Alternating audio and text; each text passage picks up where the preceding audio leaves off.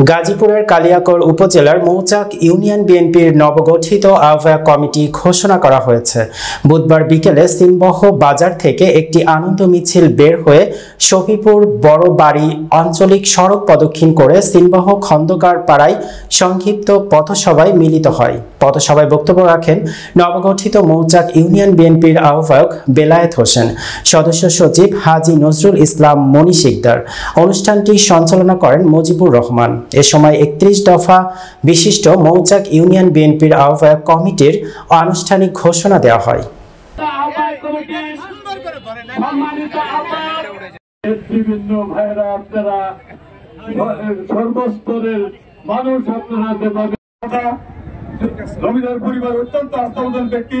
আমার সবচেয়ে বড় ভাই গাজীপুর জেলা আমরা আগামী জাতীয় সংসদ নির্বাচন করব এবং বিপুল ভোটের মাধ্যমে